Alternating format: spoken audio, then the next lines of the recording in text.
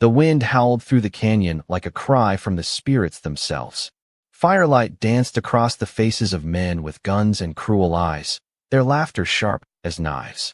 A rope creaked above the trembling branch of an old cottonwood. Beneath it, a woman stood barefoot, her dress torn, her swollen belly heaving with every terrified breath. Beside her, no older than 6, her daughter sobbed silently, clutching her mother's hand as the noose tightened around her neck. "Make peace with your God," one outlaw sneered. Suddenly, a whistle. Sharp. Fast. Then a scream. From the shadows, he came.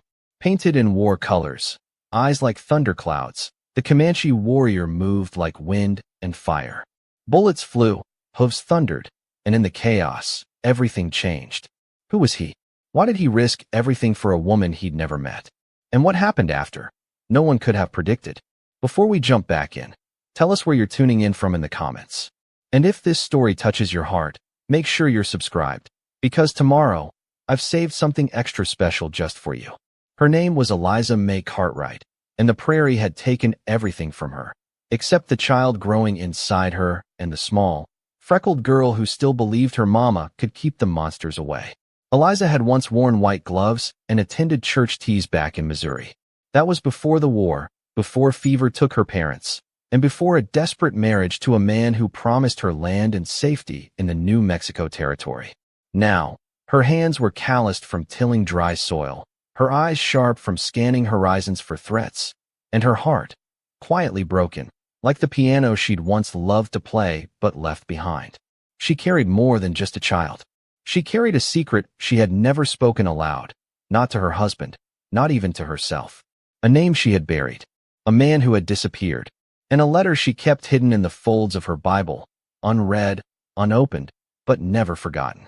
The Cartwright homestead lay on the edge of a lawless zone, where the U.S. Army's promises didn't reach, and where settlers vanished without word. The land was a patchwork of cracked red clay, low scrub, and secrets. To the west, Comanche territory sprawled like a living shadow. To the east, bands of outlaws and ex-Confederate deserters roamed the canyons, hungry for land, revenge, or blood, sometimes all three. Her daughter, Clara, was 6 and spoke with the honesty only children carry. She asked about heaven often, too often, and when the wind blew through the broken boards of their cabin at night, she'd clutch her rag doll and whisper, "Mama, do you think Papa's coming back this time?" Eliza never had the heart to answer. Her husband, Thomas Cartwright, had vanished 3 weeks prior on a supply run to Fort Sumner. Some said he'd run off. Others claimed the Apache or the Comancheros had taken him. A few whispered he'd joined a rustler gang. Eliza didn't know the truth. What she did know was that hunger crept closer by the day, and strange tracks had been found just beyond the fence line, boot prints too large for Thomas. On the other side of this wild land was Tsu, a Comanche warrior known to few and feared by many. He was called Ghost Rider by white settlers who spoke his name in hushed tones. A hunter, a tracker, and once, long ago, a child who had watched his village burn after a betrayal from within. Tsu bore a scar across his chest shaped like a half moon, a wound he had survived as a boy, given by the very people who once called him brother. He didn't trust easily. Not white settlers, not his own tribe's shifting alliances. He moved like wind through canyon passes, appearing when least expected. Some claimed he was a spirit of vengeance, a myth passed around campfires. Others, especially the elders, knew better. He was real, and he was watching. There were rumors of a new gang moving through the region. Ex-soldiers turned mercenaries, bloodthirsty and without purpose, led by a man known only as Captain Holt. He was tall, silver-bearded, with a charm that could turn a priest crooked. No one knew where his men would strike next. They didn't steal food, they took people. Especially women. Especially settlers with no one to protect them. Eliza knew this, and when she heard the horses outside her cabin that night, 5 riders, no torches, moving slow like death itself, she didn't hesitate. She gathered Clara, the Bible, and the small blade Thomas had left behind. But it wasn't enough. They had taken her anyway, and now she stood beneath the noose, barefoot and bloodied, her eyes darting wildly between her child and the outlaws' smug faces. But somewhere out there, watching from the shadows beyond the trees, was a figure on horseback, silent and still. Tiesita had seen too many innocents perish. He didn't interfere in white man's affairs. But something about this woman, the fire in her eyes, the calm with which she held her daughter's hand, something stirred the part of him he thought had long been buried. And something else, her face. He had seen it before. Not in dreams, not in visions, but years ago, in a moment he had never spoken of. She was not a stranger to him, not entirely. As the outlaw raised his hand to signal the hangman's knot, Tiesita reached for his bow. Danger wasn't coming. It had already arrived. The rope tightened. Clara screamed, a small, piercing sound that cut through the night like shattered glass. Eliza closed her eyes. If this was her time, so be it. But not her daughter. God, not her daughter. Captain Holt raised his gloved hand, signaling the man behind the horse cart. Let her swing. Let them both swing. He didn't flinch. Holt had made peace with death long ago, his own and the ones he caused. He'd fought in Virginia, seen boys' faces blown off at Shiloh, and now he commanded a band of men who answered to no flag but his voice. His mission out here? Land, gold, power.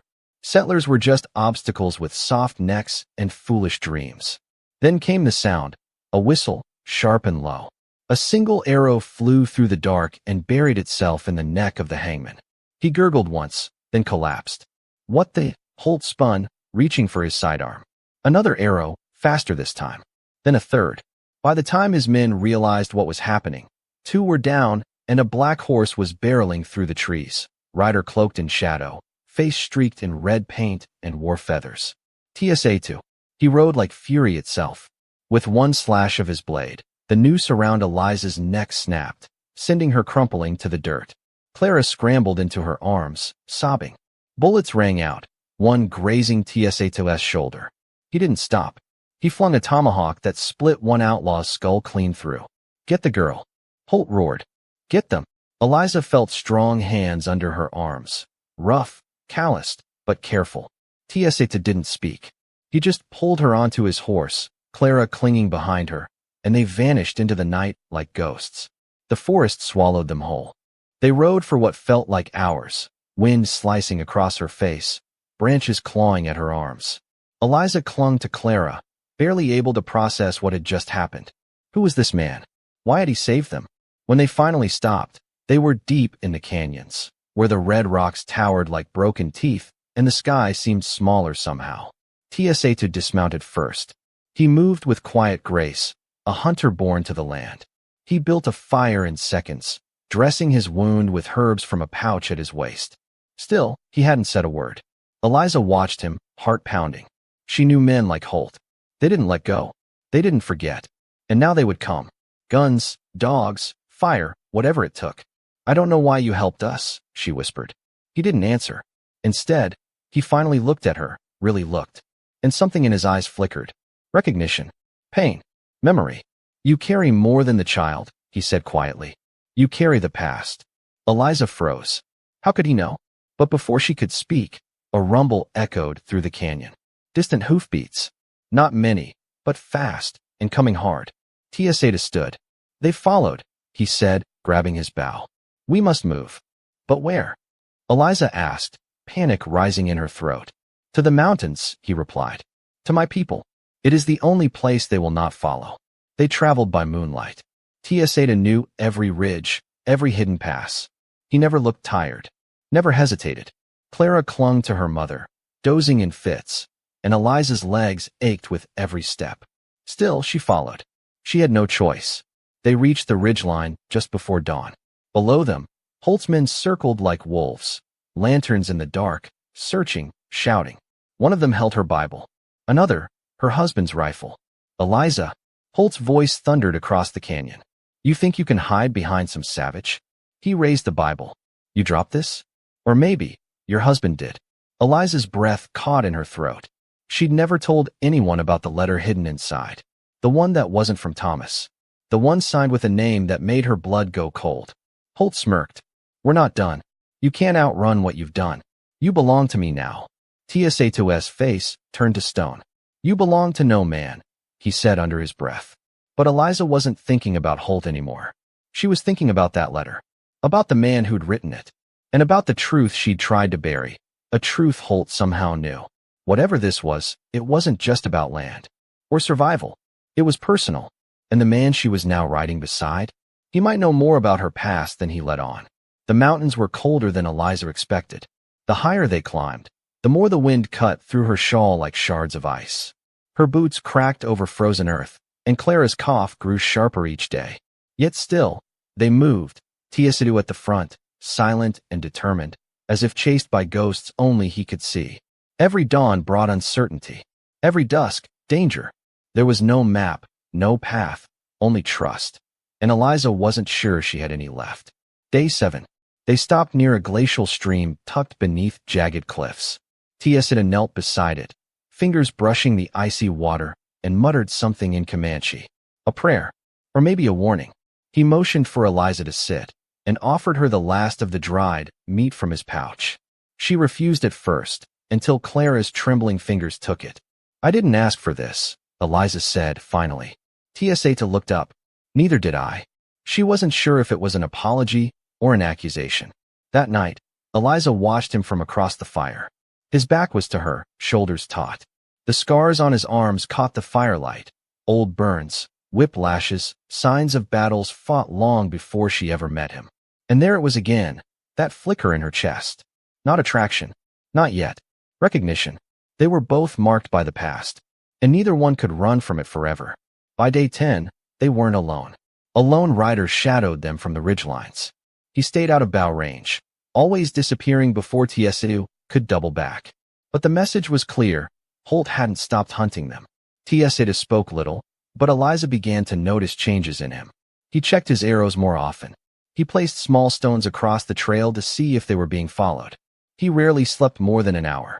And sometimes, in those quiet moments when he thought she wasn't watching, he looked at Clara with something close to grief, as if he remembered someone else, someone he'd lost. One evening, when the stars were bright and Clara was asleep beside the fire, Eliza finally asked, "Why did you save us?" Teosidu didn't look up. "Because I couldn't save the last one." She waited, but he said no more, and she didn't press him. The next day, they arrived at a Comanche winter encampment, hidden between two glacier-fed valleys. Children ran barefoot through the snow-dusted grass. Elders stirred broth over central fires. Warriors eyed Eliza with suspicion, but no one approached. They welcomed Teosidu as one of their own. But Eliza? She was a white settler, and settlers had taken everything from them. Teosidu introduced her to a woman named Natoma, an elder healer with deep creases and sharper eyes.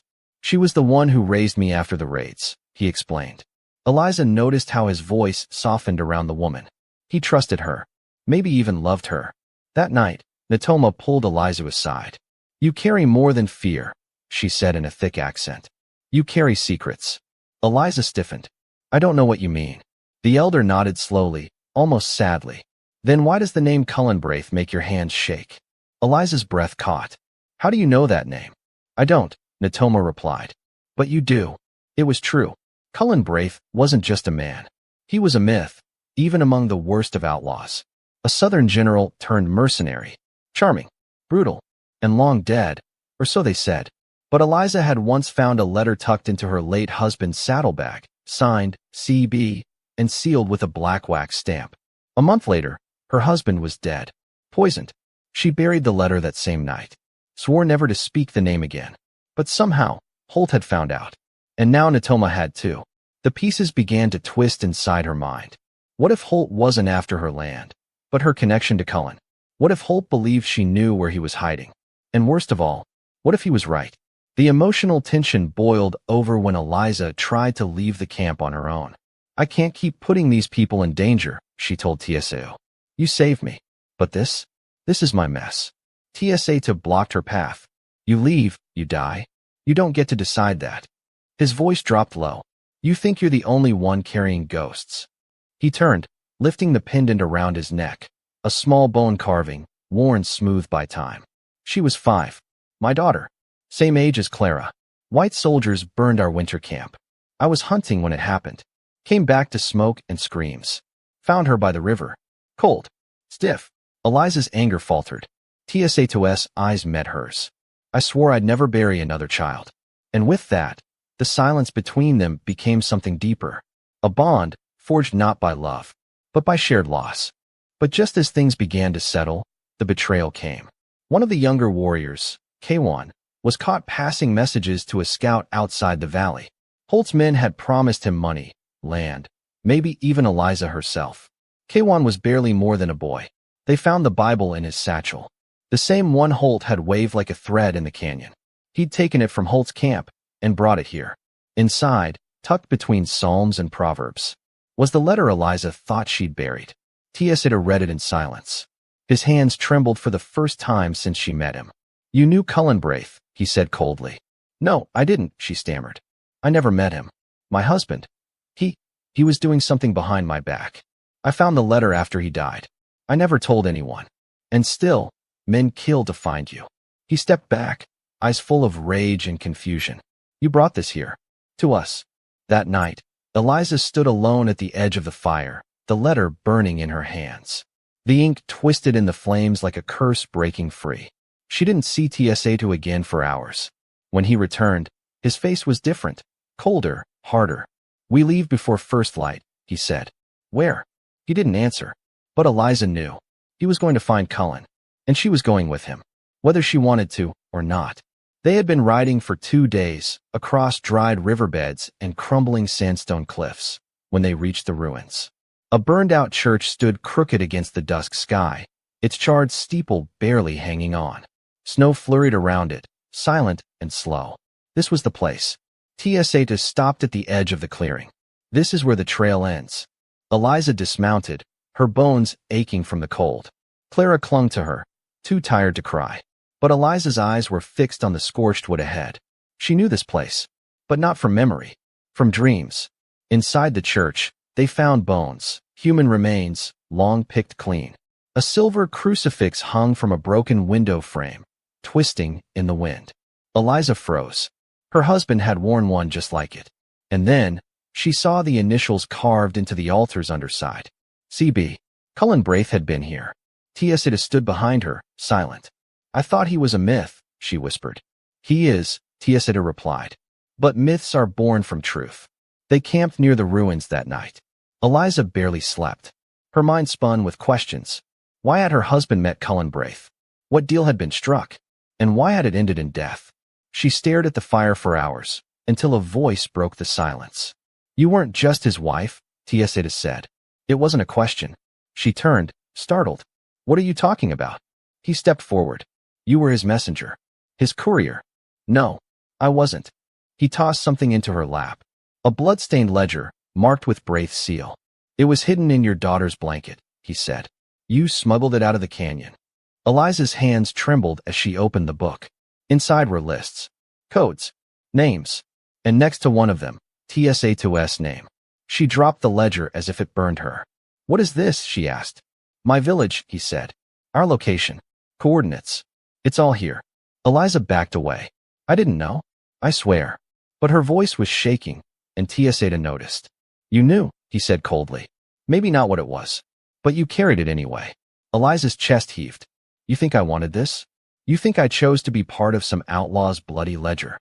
"You had choices," he snapped. "I didn't." For the first time, Tiesatu turned away from her. Suddenly, a shot rang out. The bullet cracked through the stillness, grazing the fire and splintering a log. Tiesatu dove, pulling Eliza and Clara down. Voices echoed through the trees.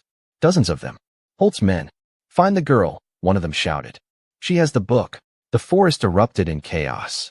Eliza grabbed Clara and ran, following Tiesatu into the dark. Arrows whizzed past. Gunfire lit up the snow like fireflies. Behind her, a familiar voice rose above the noise. "Come back, Eliza. You owe me." It was Holt. They reached a narrow gorge, snow-covered, slick with ice. Tiesatu leapt first, catching the far ledge and reaching back for Clara. Eliza pushed her daughter forward, but before she could jump, a man stepped out from behind the rocks, rifle raised. Eliza froze. It wasn't Holt. It was someone else. Older, pale-eyed, wearing a Confederate coat with black braid trim. And Eliza knew him instantly. Her heart nearly stopped. Cullen Braith. His voice was calm, icy, measured. "Didn't expect to see you again, sweetheart." She couldn't breathe. "You're alive." "Course I am." He smiled without warmth. You think I'd let some hired preacher and a bullet in me? He stepped closer. You brought my ledger. Clever girl. Tiesidou pulled his blade, stepping in front of Eliza and Clara. Braith raised his hands mockingly. Easy now. I didn't come to fight. I came to collect. Eliza's voice shook. Collect what? Braith's grin widened. You. And her. He nodded to Clara. Your daughter isn't just your blood, Eliza. She's mine. The words hit harder than any bullet. No, Eliza whispered. You're lying. Am I? Braith said, stepping closer. You think that letter in your husband's saddlebag was just business? I sent it. To you. And he read it. He leaned in.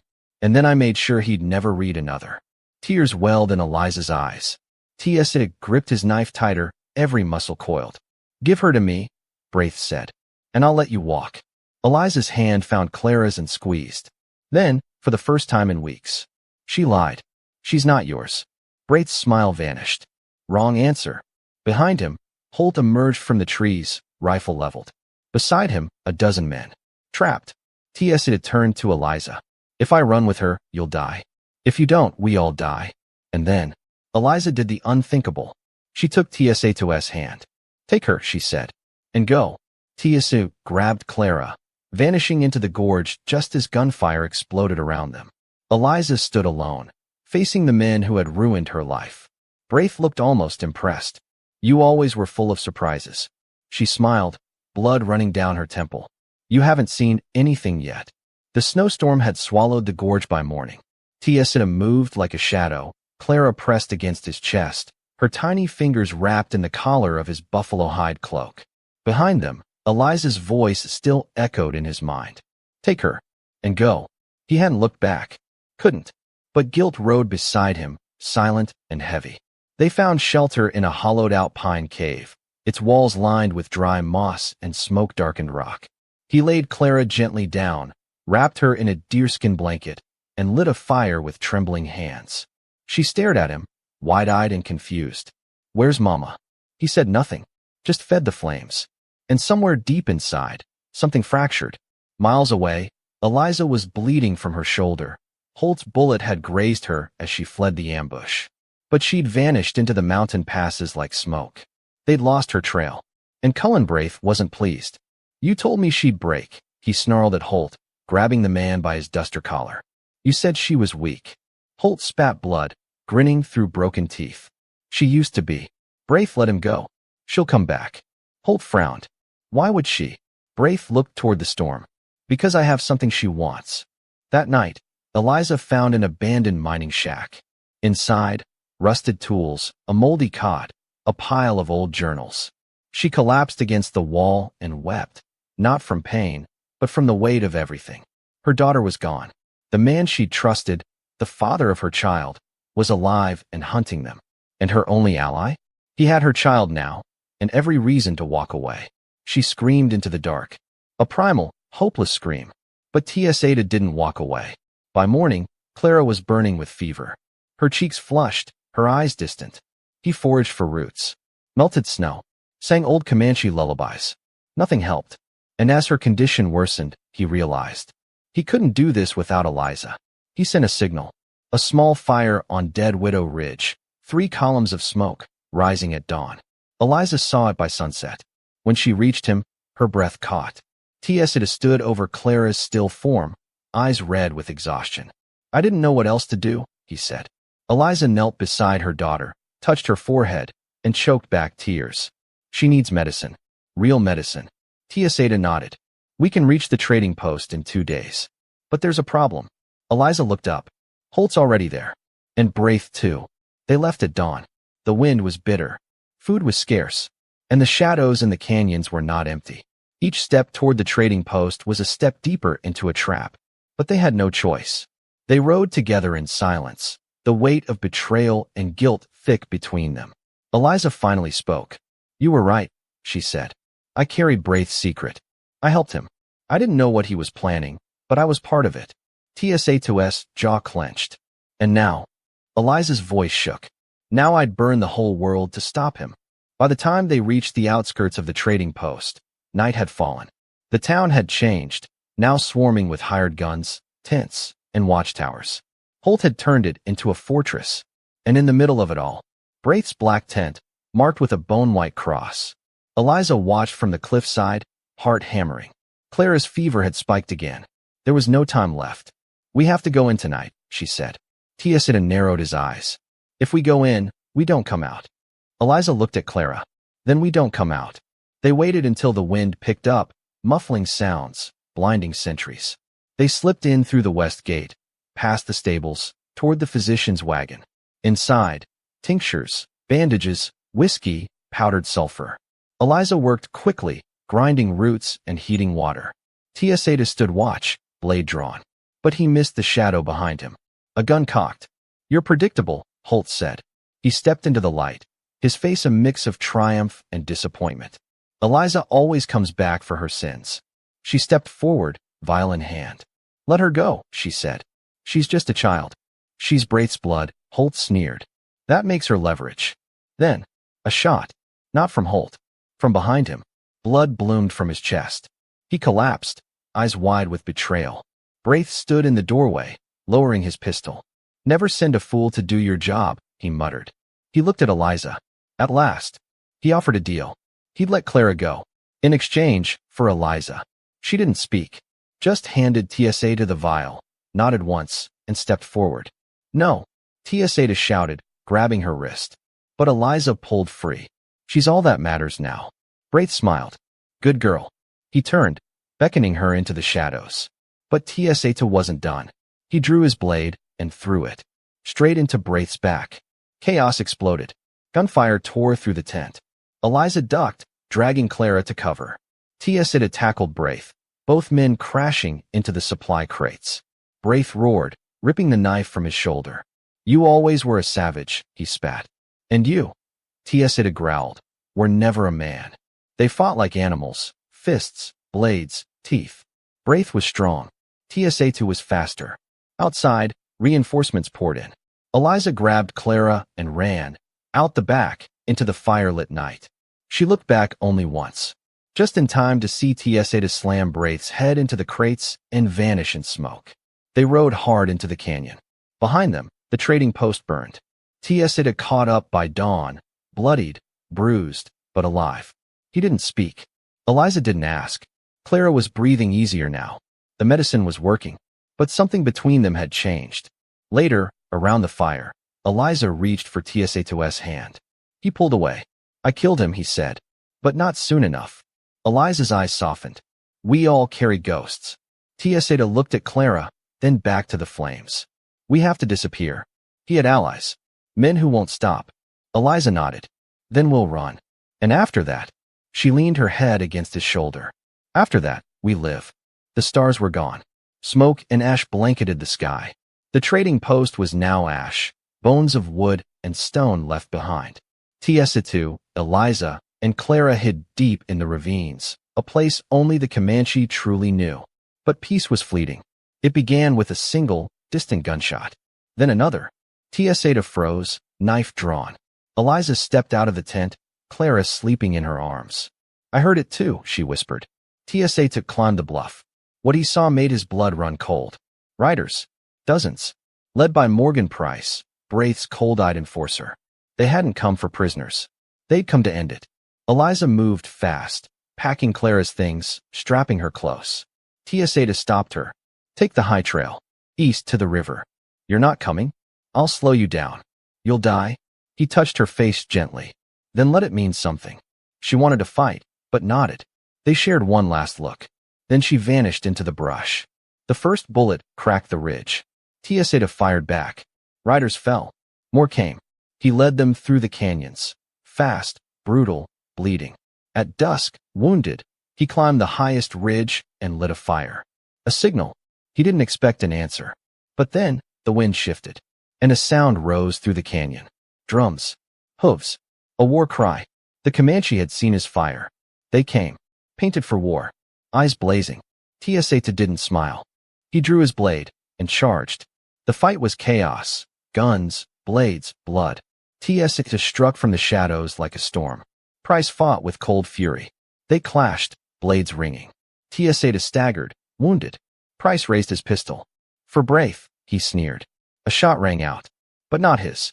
Eliza, gun in hand. I wasn't done yet, she said. Price collapsed. The battle was over. Only the wind remained. Later, warriors buried their fallen in silence. Tiesita sat beside Clara, Eliza at his side. You saved us, she whispered. He looked at her. No, you saved me. She leaned into him. For the first time in weeks, he let her. They had faced death and lived together.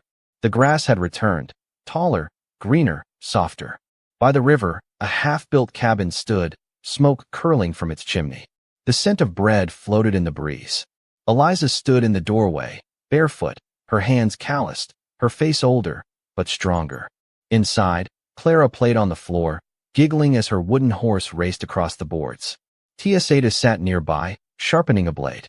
A scar curved over his shoulder, and though he had healed, something in his eyes had changed. Not broken, just quieter. They had survived.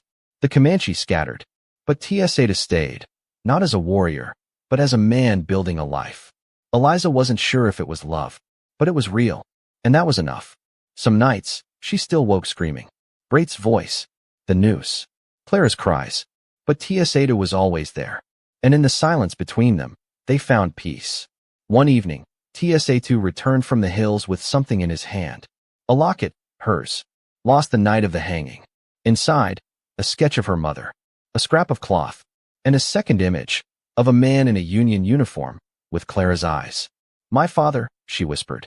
Tiesita nodded. Braith took it from your bag. He knew. Knew what? Tiesita looked to the horizon. There are men who think this land, and her blood, still belonged to them. Eliza packed a satchel the next day. The locket, a map, a single name on parchment. She didn't say where she was going, only that she'd return before winter. Tiesita gave her a bone charm, kissed Clara's forehead. Be the storm they fear, he whispered. She rode out alone, but not afraid. Behind her stood more than a home. It was a promise, a fire that would never die. The West was never tame. It was forged in blood and redemption. But in its darkest corners, light sometimes finds a way. And when it does, it leaves a story too wild to forget.